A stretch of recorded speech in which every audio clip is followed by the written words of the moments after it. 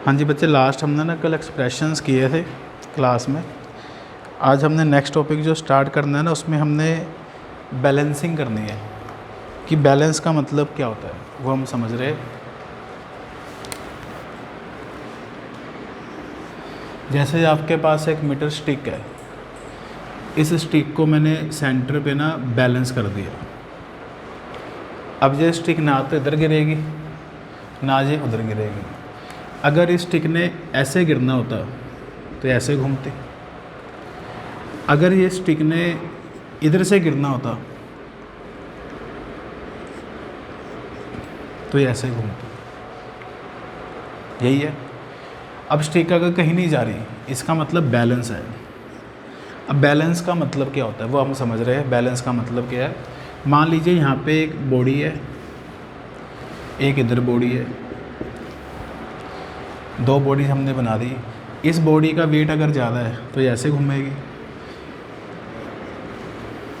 इस बॉडी का वेट अगर ज़्यादा है तो ये ऐसे घूमेगी। तो मैं ये कहूँगा कि इस बॉडी 1 की जो टॉर्क है वो किससे ज़्यादा है, बॉडी 2 की टॉर्क से ज़्यादा है, तो ये ऐसे घूम जाएगी। कौन सी डायरेक्शन बनी है आपके पास, एंटी क्लॉकवाइज। दूसरे केस में मैं कहता हूँ कि ये बॉडी नेट ऐसे घूम रही है, इसका मतलब इसकी जो टॉर्क है टाउ 1 और इसकी जो टॉर्क है टाउ 2, उसमें टाउ 2 की वैल्यू अब ज़्यादा है। बैलेंसिंग का मतलब होता है कि दोनों की टॉर्क इक्वल है, बॉडी कहीं भी नहीं जा रही। जितनी टॉर्क इस बॉडी की है उतनी टॉर्क ही इस बॉडी की है, तो हम कहेंगे कि बॉडी क्या है, बैलेंस है, कहीं नहीं जा रही है। जितनी टॉर्क इसने प्रोड्यूस की क्लॉकवाइज एंटी क्लॉकवाइज, उतनी टॉर्क दूसरी बॉडी ने प्रोड्यूस की क्लॉकवाइज। बट इस नेट टॉर्क 0। फिर बॉडी रोटेट नहीं करेगी, इसमें घूम रही थी, इसमें घूम रही थी, इसमें रोटेट नहीं करेगी, बैलेंस हो जाएगी। और नॉर्मली बैलेंस की एग्जांपल है सीसा, जो पार्क्स में लगे होते हैं। पार्क में जो सीसा लगा होता है सेंटर में, उसको बैलेंस किया जाता है सेंटर पे, और इधर एक स्टूडेंट बैठ जाता है, बच्चा बैठ जाता है, इधर दूसरा बैठ जाता है, फिर वो बैलेंस हो जाता है। तो हमने इस तरह के क्वेश्चन करने हैं। और जब टॉर्क बैलेंस हो जाए, जब टॉर्क क्या हो जाए, बैलेंस हो जाए, तो हमने किस पॉइंट के अबाउट टॉर्क को बैलेंस करना है। मान लो मैंने किस पॉइंट के बाद टॉर्क को बैलेंस करना है, पॉइंट ए के अबाउट मैंने टॉर्क क्या करनी है, इक्वेट करनी है। तो उसको हम फिजिक्स की टर्म्स में कहते हैं मूवमेंट ऑफ फोर्स। किसके अबाउट, ए के अबाउट। अगर बॉडी हमने ए के अबाउट बैलेंस कर दी है, इसका मतलब हम फिजिक्स में कहेंगे कि we have to find movement of force about A. मतलब हमने ए के अबाउट टॉर्क निकालनी है, हमने ए के अबाउट क्या निकालनी है, टॉर्क निकालनी है। मतलब बॉडी क्या है, बैलेंस है। इसकी मैं आपको 2-3 पहले एग्जांपल्स दूंगा, फिर हम आगे चलेंगे। फॉर एग्जांपल, जैसे मान लीजिए ये स्टिक है, इसको हमने ए पे बैलेंस कर दिया। इधर एक बॉडी है, इस बॉडी का मास मान लो 3 kg है, एग्जांपल ही है। दूसरी तरफ जो बॉडी है उसका मास मान लो 10 kg है। तुम्हें लगता है कि ये बैलेंस नहीं हो सकता, बच्चों को लगता है कि एक तरफ तो हैवी बॉडी है, एक तरफ लाइट बॉडी है, बैलेंस नहीं हो सकता। लेकिन बैलेंस होता कब है, वेट से बैलेंस नहीं होता। बैलेंस का मतलब क्या है, टॉर्क इक्वेट करनी है। बैलेंस का मतलब क्या है, टॉर्क इक्वेट करनी है। जितनी टॉर्क इस बॉडी की उतनी टॉर्क ही दूसरी बॉडी की होनी चाहिए। थोड़ा ध्यान से देखेंगे। मान लीजिए 3 kg वाली बॉडी का डिस्टेंस है 3 मीटर, तो मैं ये पता लगाना चाहता हूँ कि 10 kg वाली बॉडी कितने डिस्टेंस पे हो ताकि बैलेंस हो जाए, ताकि क्या हो जाए, बैलेंस हो जाए। बैलेंस करने का मतलब होता है, बैलेंस करने का मतलब होता है कि नेट टॉर्क अबाउट ओ कितनी होनी चाहिए, 0 होनी चाहिए। Balance means net torque about O should be 0। अब नेट टॉर्क कैसे 0 करेंगे, पहले 3 kg का वेट कितना होगा, mg वर्टिकली डाउनवर्ड। 10 kg का वेट कितना होगा, 10g, कैपिटल mg लिख लो, चलो एक बारी, कैपिटल mg वर्टिकली डाउनवर्ड। अब बताइए 3 kg की टॉर्क ओ के अबाउट क्या बनेगी, कितना फोर्स लग रही है 3 kg की, mg। डिस्टेंस कितना है 3, तो टॉर्क का फॉर्मूला होता है फोर्स इनटू परपेंडिकुलर डिस्टेंस। ठीक है, अब इसको आप ना ओ के अबाउट घुमाओ। कैसे घूमी है बॉडी, क्लॉकवाइज घूमी है कि एंटी क्लॉकवाइज घूमी है? एंटी क्लॉकवाइज घूमी है तो साइन लगा दो माइनस का। दूसरी जो बॉडी है कैपिटल एम जी जिसका वेट है, उसका कितना डिस्टेंस है ओ पॉइंट से एक्स, उसकी टॉर्क अबाउट ओ कितनी बनेगी एम जी इंटू एक्स। और ये कैसे घूम रही है क्लॉकवाइज, साइन कौन सा लगा दिया प्लस का। What is net torque, net torque balance करने के लिए कितनी होनी चाहिए 0। अब वैल्यू पुट करेंगे, माइनस स्मॉल m की वैल्यू है 3, g की वैल्यू 10 फिर इंटू 3 प्लस कैपिटल M की वैल्यू 10, g की value 10 into X equal to 0। तो आपका बन जाएगा 100x इक्वल टू 90। तो x की वैल्यू आ जाएगी 90/100 मीटर, x की वैल्यू आ जाएगी 0.9 मीटर। मतलब 10 kg वाली बॉडी को ना 0.9 मीटर पे बैठना चाहिए, तब बैलेंस हो जाएगा। तो बैलेंस का मतलब यही है कि आपने दोनों बॉडीज़ की टॉर्क को, नेट टॉर्क कितनी करनी है 0 करनी है, साथ में डायरेक्शन का कंसीडर करना है। अगर क्लॉकवाइज है तो प्लस लगा दो, अगर एंटी क्लॉकवाइज है तो माइनस लगा दो। हमने नेट टॉर्क किसके अबाउट निकाली है ओ के अबाउट निकाली है, तो हम पता क्या कहेंगे उसको हम ये बोलेंगे find the moment of force, find the moment of force about O. इसका मतलब ये है टॉर्क का दूसरा नाम क्या है मोमेंट ऑफ फोर्स है, किस पॉइंट के अबाउट आपने निकालना है वो हमने निकाल दिया। तो थोड़ा सा ध्यान से जो नोट करेंगे, इसको हम लेवल वाइज इसके क्वेश्चन बनाएंगे, थोड़ा सा टॉपिक समझ के करने वाला है। जिसकी टॉर्क ज़्यादा हुई वो उस तरह बॉडी घूम जाती है। फिर हम कह रहे हैं कि बॉडी ने घूमना नहीं, बैलेंस है बॉडी। बैलेंस का मतलब है कि जितनी टॉर्क एम जी की, स्मॉल एम जी की, उतनी टॉर्क ही किसकी होनी चाहिए कैपिटल एम जी की, ताकि बैलेंस हो जाए। तो एक जो आपको मैंने एग्जांपल बताई है, इसको आप नोट करेंगे, फिर हम इसी तरह की एग्जांपल्स अभी बनाएंगे।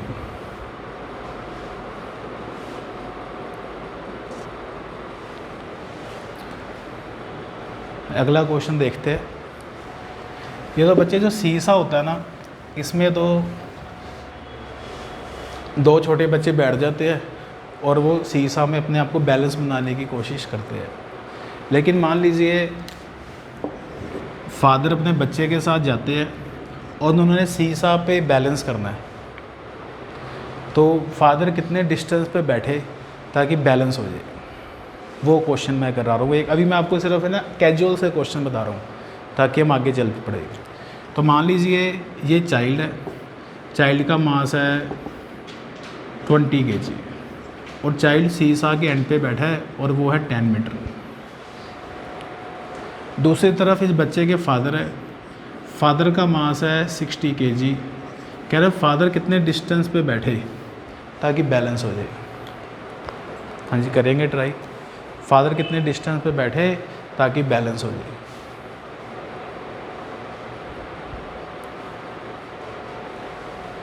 ये बैलेंस किस पॉइंट के अबाउट होगा, बैलेंस किस पॉइंट के अबाउट होगा, इस पॉइंट के अबाउट, ओ के अबाउट होगा। तो आपने ओ के अबाउट टॉर्क निकालनी है, नेट टॉर्क निकाल के क्या करना है, उसको 0 पुट करना है। ओ के अबाउट नेट टॉर्क फाइंड करिए, उसको 0 पुट करो।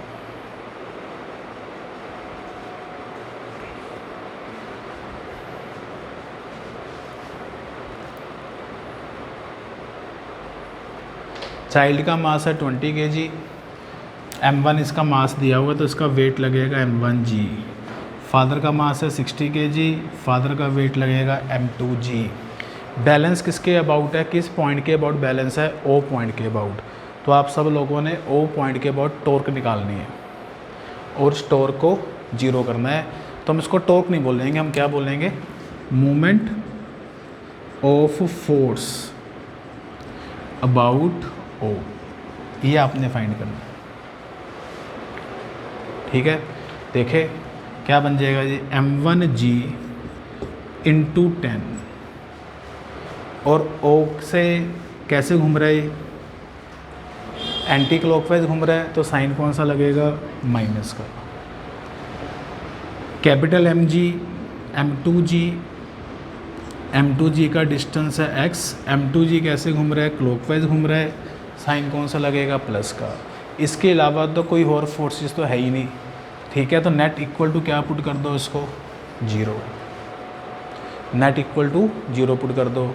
देखो what is the answer, -m1 है तुम्हारे पास 20, g की वैल्यू 10 × 10 प्लस m2 कितना है 60, g की वैल्यू 10 × x इक्वल टू 0। तो आपका बन जाएगा 600x इक्वल टू 2000। तो x की वैल्यू आ जाएगी 2000 डिवाइडेड बाई 600, कटिंग करके 20/6 दैट इज़ 10/3 मीटर x की वैल्यू आ जाएगी। ठीक है बस, हाँ जी 10/3 आंसर आ गया। ठीक है, आगे तो आपने जो सोल्व करना तुम्हारे पे है, वो तो मैंने 10/3 आंसर निकाल दिया। तो 10/3 डिस्टेंस पे फादर को बैठना चाहिए और वो बैलेंस बन जाएगा इसका। इस चीज़ का आप एक्सपेरिमेंट भी कर सकते हो। ठीक है जी, चलिए नेक्स्ट क्वेश्चन करते हैं हम इसका।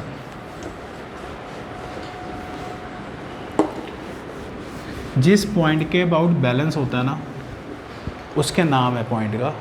ये जो रखा है ना डिवाइस, इसका नाम है, इसको एक तो जो नाइफ एज कह रहे थे, नाइफ एज का मतलब ही यही है, और इसको हम फलक्रम भी कह रहे थे, FULCRUM फलक्रम, फलक्रम भी कह रहे थे, फलक्रम FULCRUM फलक्रम भी कह रहे थे, और इसको हम नाइफ एज भी कह रहे थे।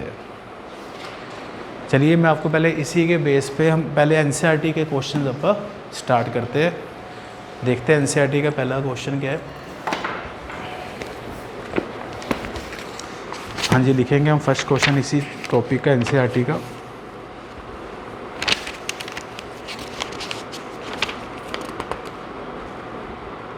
A meter stick is balanced on a knife edge. Meter stick is balanced on a knife edge at its center. Balance on a knife edge at its center. When two coins each of mass 5 gram, when 2 coins each of mass 5 gram are put on each other, each of mass 5 gram are put on each other at 12 centimeter mark, put on each other at 12 centimeter mark, the balance is at 45 centimeter, 12 centimeter mark, the balance is at 45 centimeter. What is the mass of the meter stick? Balance is at 45 centimeter. What is the mass of the meter stick? हमने metre stick का बताना है कितना मास होगा। तो आपके पास एक ना यूनिफॉर्म मीटर स्टिक है, और जो मीटर जो स्टिक है ना, सेंटर पे बैलेंस है। 1 मीटर लॉन्ग स्टिक है, तो इधर लेंथ मान लो आप 0 सेंटीमीटर होगी, ये लेंथ होगी 100 सेंटीमीटर, जैसे अपन नंबर लाइन लिखते हैं। और कहाँ पे बैलेंस है, ये बिल्कुल सेंटर पे बैलेंस है, 50 सेंटीमीटर पे बैलेंस है। हर बॉडी का वेट, अगर वो यूनिफॉर्म बॉडी है, हर बॉडी का वेट कहाँ से लाई करता है, हर बॉडी का वेट कहाँ से लाई करता है, सेंटर से, mg। हमें मीटर स्टिक का मास बताना है कितना होगा। अब मैंने क्या किया, इसका जो बैलेंस है ना वो डिस्टर्ब कर दिया। बैलेंस कैसे डिस्टर्ब किया मैंने, ये 0 सेंटीमीटर पॉइंट है, ये 12 सेंटीमीटर मार्क है, 50 सेंटीमीटर मार्क है, ये टोटल है 100 सेंटीमीटर। 1 मीटर स्टिक है ना, 100 सेंटीमीटर हो गया। मैंने ना 12 सेंटीमीटर मार्क पे ना 2 कॉइन्स रख दिए। जहाँ पे 12 सेंटीमीटर लेंथ बनती है ना, वहाँ पे मैंने 2 कॉइन्स रखे। 2 कॉइन्स रखने पे ना बैलेंस बिगड़ गया, इसका बैलेंस ख़राब हो गया। और वो बैलेंस अब सेंटर पे नहीं बन रहा, वो बैलेंस अब कहाँ पे बन रहा है, 45 सेंटीमीटर पे बन रहा है। ये क्वेश्चन में लिखा हुआ है। पहले तो इसका बैलेंस बनता रहा सेंटर पे, लेकिन जब हमने 12 सेंटीमीटर मार्क पे 2 कॉइन्स रखे, इसका बैलेंस ख़राब हो गया और बैलेंस सेंटर पे बनने की बजाय अब बैलेंस कहाँ पे बन रहा है, 45 सेंटीमीटर बन रहा है। मुझे पता लगाना है कि इस स्टिक का मास कितना है। बनाए पॉइंट्स बना लेते हैं पहले आप। ये वाला पॉइंट आप कह लो A है, इधर वाला पॉइंट है B, ये सेंटर C है, इसको आप कह लो D। अब ये D पे बैलेंस हो गया। अब आप बनाए इसमें फोर्सेस कौन कौन सी लगेगी, फोर्सेस कौन कौन सी लगेगी। एक तो मीटर स्टिक का वेट ही है, कितना वेट है, कैपिटल mg। दूसरा जो हमने 2 कॉइन्स रखे, इन दोनों कॉइन्स का वेट कितना होगा, दोनों कॉइन्स का वेट, एक कॉइन का वेट स्मॉल mg, तो 2 कॉइन्स रखे ना इधर अपा ने, तो कितना वेट हो जाएगा 2 mg। 2 कहाँ से आया, बिकॉज क्वेश्चन में वही प्लेस है 2 कॉइन्स, हर एक कॉइन का मास 5 ग्राम गिवन है। अब एक और चीज़ चेक करो, ये पूरा सिस्टम कहाँ बैलेंस है, किस पॉइंट पे बैलेंस है, डी पॉइंट पे। जिस पॉइंट पे बैलेंस हो हमने मोमेंट ऑफ फोर्स उसी पॉइंट पे निकालनी है। तो लिख लेते हैं, since the rod is balance at point D, since the rod is balance at point D, therefore find moment of force about D, moment of force about D. D के about आप निकालिए मोमेंट ऑफ फोर्स। देखते हैं, हाँ जी 2 mg wait हो गया, 2 mg force होगी into इसका डी से कितना डिस्टेंस बनेगा, डी से डिस्टेंस में ये लिख दूँ 2 mg का डी से परपेंडिकुलर डिस्टेंस ये लिख दूँ bd। हाँ जी लिख सकते हैं, वेट हो गया 2 mg और पॉइंट डी से what is perpendicular distance bd। अब चेक करो ये कैसे घूमेगी, क्लॉकवाइज के एंटी क्लॉकवाइज। इस 2 mg को डी की तरफ घुमाना है, कैसे घूमेगी, एंटी क्लॉकवाइज। साइन कौन सा लगेगा, माइनस का। अब अगली फोर्स कौन सी है, mg। mg का डी से कितना डिस्टेंस है, cd। mg का डी से कितना डिस्टेंस है, cd। अब डायरेक्शन बतानी है, मेन डायरेक्शन ध्यान रखना है, क्लॉकवाइज है कि एंटी क्लॉकवाइज है। हाँ जी क्लॉकवाइज है, साइन कौन सा लगेगा, प्लस का। ज़रूरी नहीं है कि अपन ने हमेशा क्लॉक के लिए साइन प्लस का लगाना है। अब क्लॉक को अगर माइनस मान लेते हो तो एंटी क्लॉक को क्या मानोगे, प्लस। एक प्लस होना चाहिए, दूसरा माइनस होना चाहिए, बस ये ध्यान रखना है। अब बस होगी, दोनों फोर्सेस का मूवमेंट आ गया, डी के अबाउट टॉर्क आ गई। इनकी नेट आंसर किसके बराबर करना होता है, 0 के। Net answer should be equal to 0। Solve it. -2 small m mass of the coin है, कॉइन का मास है 5 ग्राम, ग्राम्स में आंसर आ जाएगा, इंटू जी बी डी की वैल्यू कितनी है, 12 से लेकर 45 का डिफरेंस कितना हुआ, 33। तो what is value of B D, 33 plus capital M we have to find g gravity. What is value of C D, 50 और 45 में गैप कितना है, 5 का। And what is the net answer, 0। C और डी में कितना गैप है, 5 centimetre का, नेट आंसर है 0। 0 तो कर देंगे नेट, क्योंकि बैलेंस है। तो आपके पास क्या बन जाएगा जी, mg into 5 equal to 2 into 5 into g into 33। G gram नहीं है ये जी वाला ग्रेविटी वाला जी है, ठीक है। कटिंग कर दो जो होती है, जी से जी कैंसिल हो गया, 5 से 5 कैंसिल हो गया।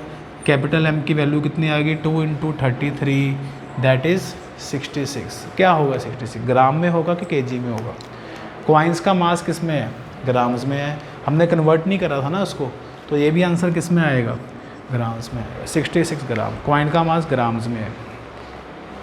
तो 5 ग्राम कॉइन का मास है, तो स्टिक का मास कितना आ गया, 66 आ गया। हाँ जी देख लो इसको एक बार, ये आप कोई डाउट है तो मुझे बताइए। हमने बैलेंस किया है, हाँ जी पुट कर दो, जी के लिए 10 पुट करनी है तो नहीं 6 पॉइंट, उधर भी तो जी होगा ना, फिर वो वाला जी भी तो कैंसिल हो जाएगा। दोनों तरफ जी लगा हुआ है, अगर आप एक तरफ जी लगाओगे 10, उधर भी जी 10 है तो कट हो जाएगा। चले नेक्स्ट। अगला क्वेश्चन आप प्रैक्टिस करेंगे, मीटर स्टिक का ही क्वेश्चन मैं देता हूँ।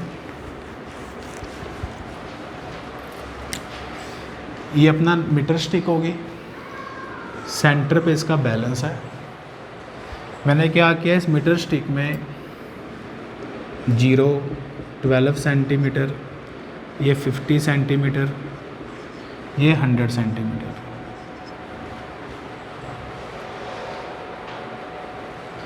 मैंने एक तो कॉइन रखा 5 ग्राम का 12 सेंटीमीटर पे, ठीक है। कहाँ रखा कॉइन? 5 मतलब 12 सेंटीमीटर पे। दूसरी तरफ हम 10 ग्राम का कॉइन, दूसरी तरफ हम 10 ग्राम का कॉइन कहाँ रखें ताकि बैलेंस सेंटर पे ही बने। दूसरी तरफ हम 10 ग्राम का कॉइन कहाँ रखें ताकि बैलेंस कहाँ बने? सेंटर पे ही बने। ट्राई करिए। हमने 5 ग्राम का कॉइन 12 सेंटीमीटर पर रखा, दूसरी तरफ हम 10 ग्राम का कॉइन कहाँ रखें so that the balance remain at centre.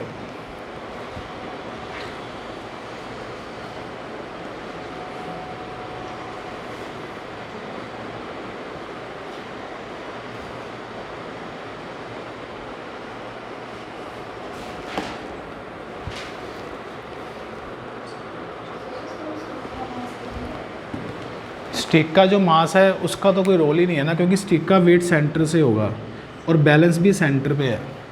तो जिस पॉइंट के अबाउट आपने मूवमेंट निकालना है उस फोर्स का कोई रोल नहीं है, क्योंकि इसका डिस्टेंस ही नहीं बना ना उसे। हमारा तो रूल होता है कि फोर्स का पॉइंट से परपेंडिकुलर डिस्टेंस होना चाहिए।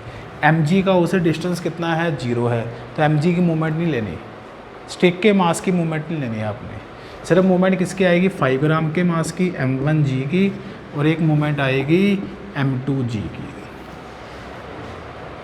m1g का जो डिस्टेंस है वो आपने x सपोज कर लिया, डिस्टेंस है x सपोज करो, आपने देखना है ये m1g का ये डिस्टेंस x मान लिया, ठीक है। इसका ये डिस्टेंस कितना है? 12 से लेकर 50 तक 38 हो गया। अब आपने मूवमेंट किसके अबाउट बतानी है? o के अबाउट मूवमेंट बतानी है। रूल वही है, रूल वही है जो हमने पहले फाइंड किया था, find the moment of force about O. हाँ जी, क्या लिखा जाएगा? m1g into 38। हाँ जी, डायरेक्शन कैसे घूमेगी ये? Anti clockwise minus, plus m2g into x, plus मैंने खुद ही लगा दिया क्योंकि ये कैसे घूमना है? क्लॉकवाइज। और लास्ट में इक्वल टू क्या करना है? 0। इसमें किसकी मूवमेंट की ज़रूरत नहीं पड़ेगी? कैपिटल mg की। क्यों?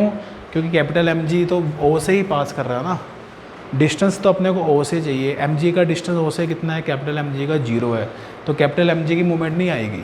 मूवमेंट किसकी आएगी? सिर्फ टॉर्क मतलब किसकी आएगी? m1g की और m2g की। सामने मैंने पुट कर दिया, x निकालो भी आंसर नहीं आएगा। आप पहले x निकालिए, x कितना आएगा? m2g into X equal to m1g into 38। g से g कैंसिल हो गया, m2 है 5 इंटू एक्स कितना है? सॉरी m2 कितना है सच? 10 इंटू एक्स, m1 है 5 इंटू 38। हाँ जी, यही बनता है ना। तो x की वैल्यू आ जाएगी 19 आ जाएगी। सोल्व करके 19 आ रही है x की वैल्यू, बट डिस्टेंस हमने प्रॉपर बताया नंबर लाइन के हिसाब से। तो यहाँ तक कितना डिस्टेंस है? 50, आगे कितना हुआ? और 19, तो टोटल कितना डिस्टेंस हुआ? 69। हमें 69 पे रखना है उसको। ये तो हमने x खुद निकाल दिया, सेंटर से डिस्टेंस निकाला अपन ने x, लेकिन टोटल इस एंड से कितना डिस्टेंस बनेगा? 50 प्लस 19 दैट इज़ 69। हाँ जी, इस तरह का क्वेश्चन क्लियर है आपको? ठीक है, बाकी भी हमने इसी तरह के न्यूमेरिकल भी कंटिन्यू करने हैं। चलिए नेक्स्ट हम न्यूमेरिकल नेक्स्ट क्लास में करते हैं। Thank you.